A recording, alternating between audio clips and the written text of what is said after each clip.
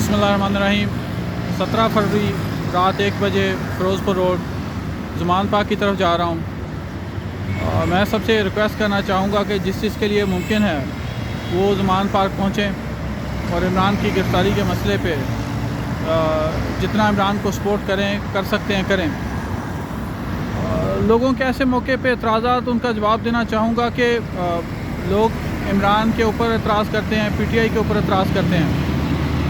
मैं कहूँगा कि मेरे कंसर्न सिर्फ दो हैं। एक ये कि मुल्क की सालमियत बरकरार रहनी चाहिए, दूसरा ये कि पाकिस्तान का एटमी प्रोग्राम पाकिस्तान के पास रहना चाहिए। और ये चीज़ कि इमरान कितना नेक है, तो हम में से कितनों ने आज तक पूछा है कि टीपू सुल्तान शराब पीता था या सलाहुद्दीन अयूबी शराब पीता था या मेजर अजीज़ भट्टी तहज्जुद पढ़ता था कि नहीं पढ़ता था, या राशिद मिनहास 5 नमाज़ें पढ़ता था या कज़ा करता था।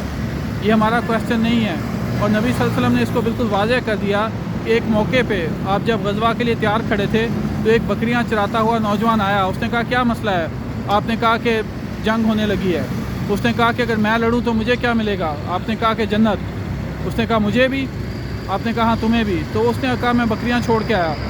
वो बकरियां छोड़ के आया, ना उसने कभी नमाज़ पढ़ी ना ज़कात दी। उसी जंग में वो शहीद हुआ। जब नबी सल्लल्लाहु अलैहि वसल्लम उसकी लाश के करीब से गुजरे, आपने कहा अगर किसी जन्नती बंदे को देखना तो इसको देख लो।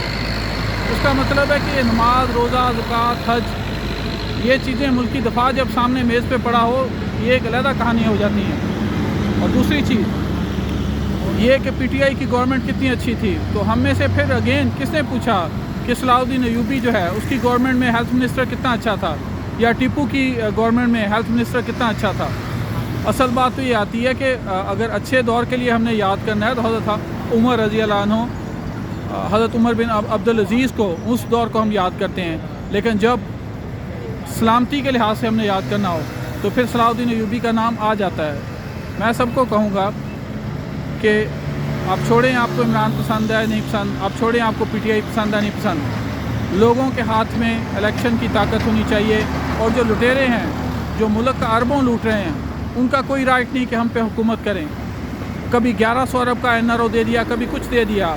कोई भी मिलिट्री डिक्टेटर मार्शल लॉ लगा के 35 साल सारे आइन को पामाल कर दे, जिसको दिल चाहे उठा दे, जिसको दिल चाहे गिरा दे। ये मुल्क बदनज़मी से नहीं चल सकता। आज अगर बाकी दुनिया तरक्की में है तो वो 2-4 टोटकों पे है। कुरान का वो हिस्सा जो मामलात से मुतल्लक है उस पे अमल करके जर्मनी और जापान हमसे मजबूत खड़े हैं। खाली नमाज़ों और सजदों से कुछ नहीं होगा, मौके पे खड़े रहना पड़ेगा। खौफ, अल्लाह ताला खौफ से लोगों को आजमाता है। निकलें। और मैं दूसरी बात ये कहना चाहूँगा कि अगर फुल लोग निकलते हैं तो जो गिरफ़्तार करने आएंगे डर के भाग जाएंगे। अगर दरमियाने लोग निकलते हैं तो लड़ाई झगड़ा होगा और हो सकता है लाठी चार्ज के बाद वो वापस चले जाएं।